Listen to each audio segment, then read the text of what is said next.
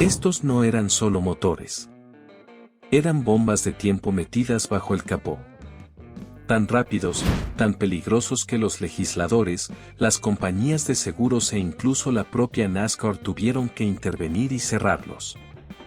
Desde Camaro sin garantía hasta EMIs que reescribieron la historia de las carreras, estos 7 motores eran literalmente demasiado poderosos para Estados Unidos. Y créanme, el número 1 no solo rompió las reglas, asustó a toda la industria hasta la sumisión. Motor número 7, Buick Neilhard 401. Comencemos la lista con un motor que se veía extraño, actuaba extraño y dejó a los aficionados a los hot rods rascándose la cabeza. El Buick Neilhard 401. Fabricado entre 1959 y 1966, este motor se adelantó décadas a su tiempo. Mírenlo. Esas válvulas verticales que sobresalían como clavos en una tabla le dieron el apodo de cabeza de clavo. Mientras todos los demás fabricantes de automóviles copiaban el manual del otro, Buick se salió del guión y construyó algo revolucionario. El resultado, un motor que producía 360 caballos de fuerza y 425 lb-pie de torque en el Grand Sport. Y aquí está el truco. Alcanzaba el torque máximo a solo 2.800 revoluciones por minuto. Eso es básicamente el rugido de una camioneta diésel en un paquete de muscle car. Imagina llegar a un semáforo en 1965, pensando que estás a punto de humillar a algún Buick.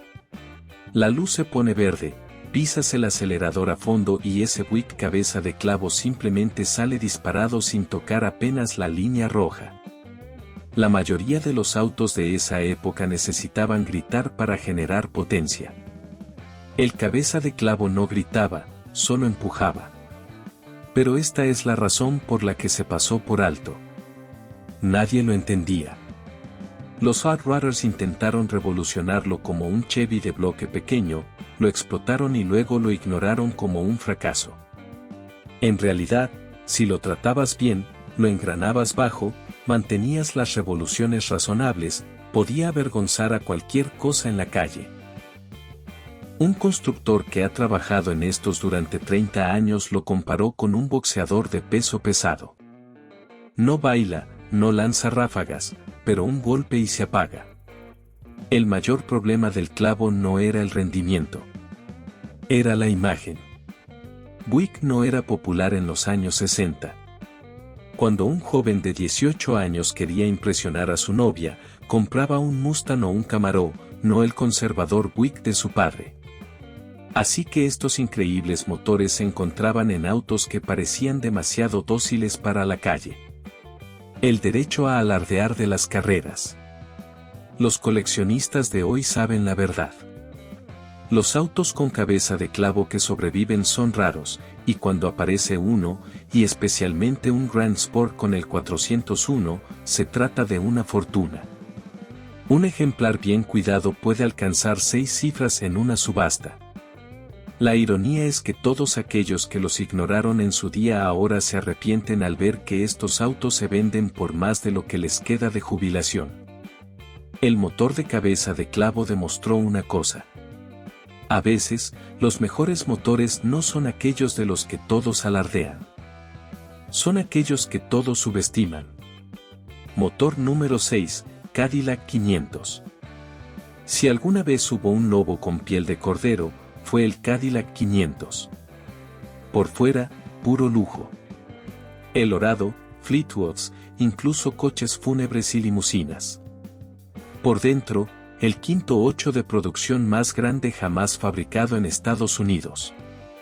Un asombroso motor de 500 pulgadas cúbicas que generaba 400 caballos de fuerza y 550 lb-pie de torque cuando debutó en 1970.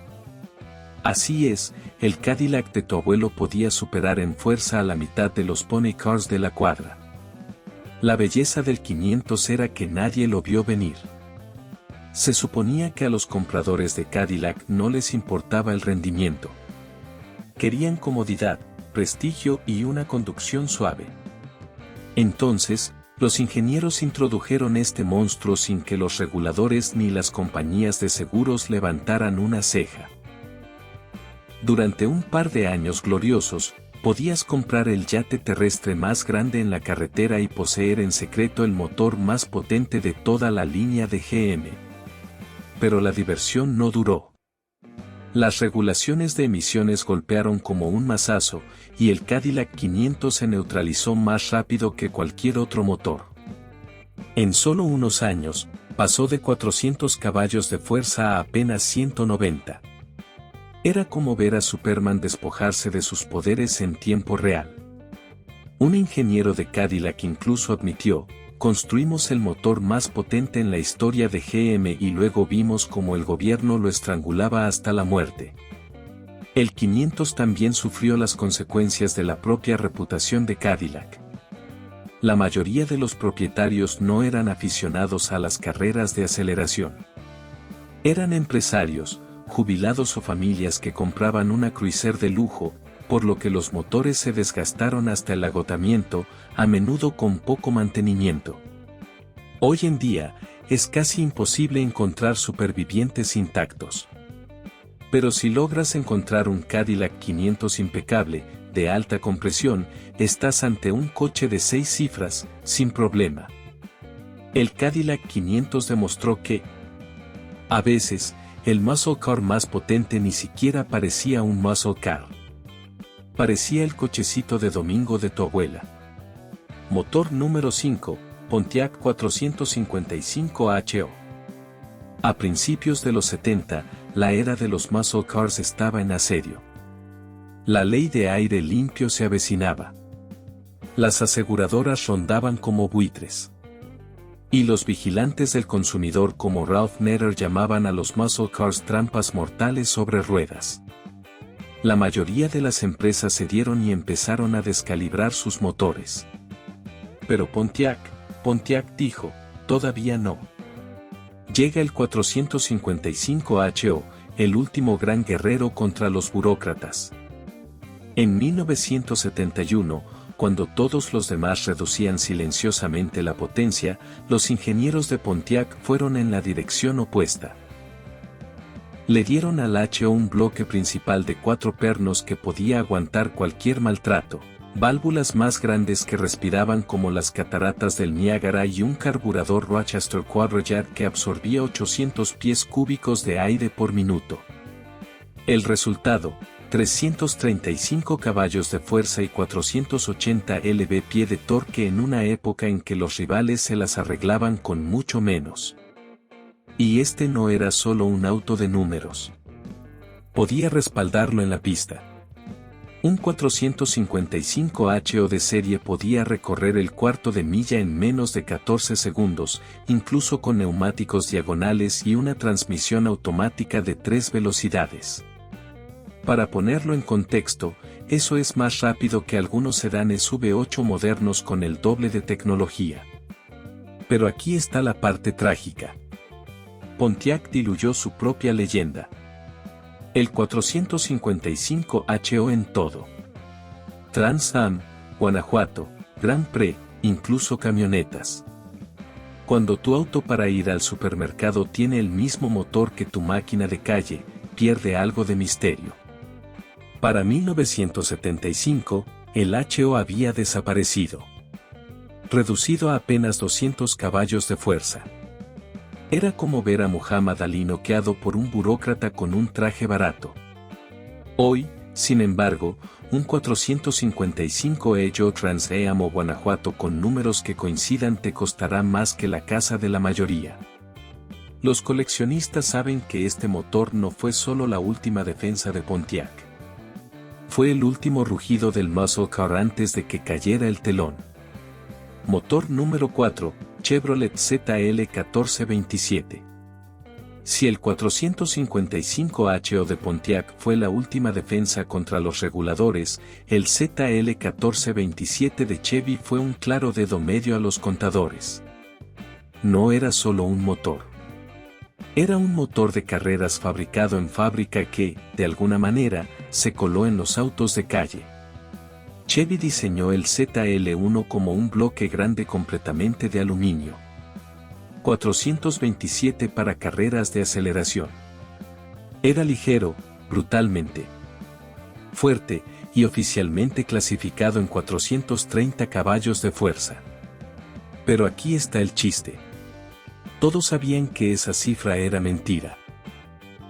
En realidad, estas cosas estaban impulsando más de 500 caballos de fuerza desde el piso de la sala de exhibición. Eso convirtió al ZL en uno de los cámaros de producción más potentes jamás construidos. Pero había una trampa. Precio. En 1969, un Camaro ZL1 costaba casi el doble del precio de un SS estándar. Un comprador lo expresó mejor. Podría haber comprado una casa, pero quería el Camaro más rápido del planeta. Y si eras lo suficientemente loco como para desembolsar el dinero, obtenías un auto sin red de seguridad. Debido a que el ZL1 estaba clasificado como un motor de carreras, venía sin garantía. Ninguna. Si explotaba, ese era tu problema. Solo se fabricaron 69 Camaros ZL1, lo que los hace más raros que un Bugatti Veyron hoy. En ese entonces, la gente pensaba que Chevy había perdido la cabeza. Pero el puñado de compradores que obtuvieron uno básicamente ganó la lotería. De fábrica, el ZL1 podía recorrer un cuarto de milla en los 11 segundos cuando la mayoría de los muscle cars apenas llegaban a los 13 segundos. Hoy, un Camaro ZL1 documentado vale entre $500,000 y más de $1 millón. Eso no es solo dinero de coleccionista. Es riqueza generacional sobre ruedas. El ZL1 no solo fue prohibido por los reguladores. Su precio fue inexistente, pero dejó atrás una leyenda que demuestra que Chevy, cuando quería, podía construir un motor que asustaba a todos los demás fuera de la pista.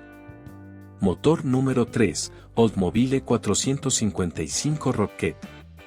Algunos motores eran ruidosos, llamativos y estaban hechos para llamar la atención. Pero el Oldsmobile 455 Rocket no necesitaba el ruido. Simplemente te aplastaba con su torque. Debutando en 1968, el cohete se convirtió rápidamente en el corazón del legendario Oldsmobile 442. Y aquí está la estadística que lo hizo infame: más de 500 lb-pie de torque a solo 3.200 revoluciones por minuto. Eso es más potencia que la mayoría de las camionetas modernas en un muscle car, imagínate. Es 1970 y estás parado en un semáforo frente a un Challenger con motor 446. La luz se pone verde y el cohete apenas toca la mitad del acelerador antes de alejarse. Sin una línea roja chillona, sin drama, solo un par motor implacable. El tipo de empuje que se sentía menos como aceleración y más como ser lanzado desde un portaaviones. Pero esa potencia tenía sus desventajas. Para 1971, las aseguradoras ya tenían muscle cars en sus punto de mira. Si tu coche tenía el 455 en el guardabarros, la prima del seguro se triplicaba de la noche a la mañana. Los chicos pagaban $3,000 al año, más que el coche en sí, solo para mantener uno en la carretera. Para los conductores jóvenes, era un suicidio financiero. Si a eso le sumamos la imagen de coche antiguo de Oldsmobile, el cohete nunca alcanzó la gloria de las carreras callejeras que merecía. Sin embargo, los supervivientes son oro puro, especialmente las versiones W30 con configuración de aire de ariete. Esos coches pueden alcanzar 6 cifras en subasta hoy en día. En aquel entonces, la mayoría de los propietarios no se daban cuenta de lo que tenían. Los motores se retiraban, se reconstruían o se desguazaban cuando los valores eran bajos. Pero ahora, los coleccionistas se pelean por cada último número que coincida con el cohete. El Oldsmobile 455 demostró una verdad que los aficionados a los muscle cars a veces olvidan. No siempre se trata de lo rápido que revolucionas, sino de lo fuerte que golpeas. Y vaya, esta cosa golpeó como un tren de carga. Motor número 2, Chrysler 426M. Si alguna vez hubo un motor que quitaba el sueño a los oficiales de carreras, era el Chrysler 426M, apodado el elefante por su enorme tamaño y peso.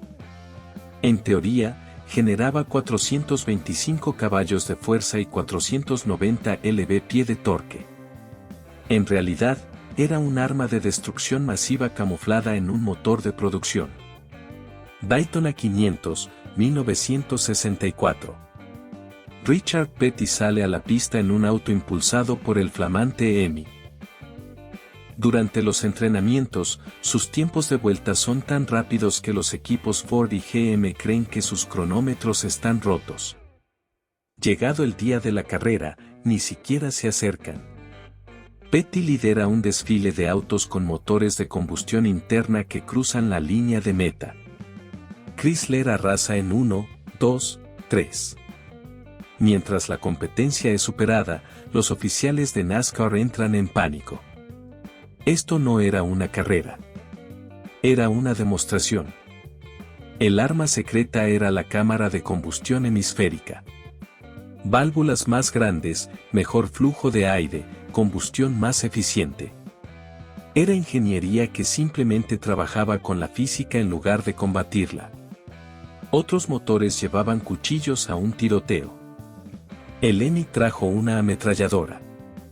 La NASCAR lo prohibió en 1965, alegando que era demasiado especializado para las carreras de stock cars. Traducción, era tan dominante que los demás fabricantes amenazaban con retirarse. La respuesta de Chrysler, puro despecho. Fabricaron una versión de calle. Por unos $800 adicionales, podías ir a un concesionario y pedir el mismo motor que humilló a la NASCAR. El problema, el precio. La mayoría no podía permitírselo, así que los números de producción se mantuvieron bajos. Menos de 12,000 fabricados en todos los años y modelos. Hoy, esos Hemis de calle son santos griales. Un Hemi Cuda o Charger con números que coincidan es fácilmente un auto de 6 o 7 cifras en una subasta. El Ford 26 Hemi no solo dominó las carreras. Cambió las reglas del juego y luego reescribió la historia de los muscle cars. Motor número 1, Ford 427km. Y finalmente, el puesto número 1 es para el Ford 427km. El motor tan escandaloso que asustó a NASCAR al punto de prohibirlo por completo antes de que tuviera la oportunidad de demostrar su valía. La historia comienza en 1964. Chrysler acababa de humillar a Ford en Daytona con el Hemi que todo lo conquistaba. Henry Ford II estaba furioso. Les dio a sus ingenieros 90 días para encontrar una respuesta o de lo contrario. Su respuesta, tomar el ya legendario bloque de engrasador lateral 427 y atornillar levas superiores simples, cámaras de combustión hemisféricas, y escuche esto, una cadena de distribución de 6 minutos de largo que parecía más algo de una máquina de fábrica que un motor de automóvil. El resultado fue una locura pura. 616 caballos de fuerza a 7,000 revoluciones por minuto directamente de la caja. Con carburadores dobles, podría alcanzar casi 660 caballos de fuerza. En 1964, eso es más potencia que algunos supercoches modernos. Los mecánicos lo llamaron la cadena que se comió Detroit, y los conductores que lo probaron juraron que se sentía menos como un motor y más como una explosión controlada bajo el capó. Pero NASCAR nunca lo dejó correr descontroladamente. Los funcionarios afirmaron que era demasiado exótico para las carreras de stock car. Pero la verdad era más simple. La cámara asustó a todos. Los equipos rivales amenazaron con irse si Ford la desataba. Entonces NASCAR lo prohibió antes de que pudiera dominar una sola temporada. Aún así, Ford encontró un vacío legal. Vendieron autos de aceleración equipados con cámara directamente a los corredores. En la pista, estos coches eran monstruos, alcanzando los 800 km por hora en el cuarto de milla con la puesta a punto adecuada. Pero en la calle, olvídate. El árbol de levas era tan avanzado, tan caro y tan exagerado que casi nadie podía mantener uno con vida. Hoy, el árbol de levas 427 es una leyenda del automóvil, la fruta prohibida de la era de los muscle cars. Demostró que a veces un motor no necesita una larga trayectoria en las carreras para convertirse en un icono. Basta con echar un vistazo a las cifras, escuchar las historias y un hecho. La NASCAR lo prohibió incluso antes de que tuviera la oportunidad de demostrarlo. El mundo lo que realmente podría hacer.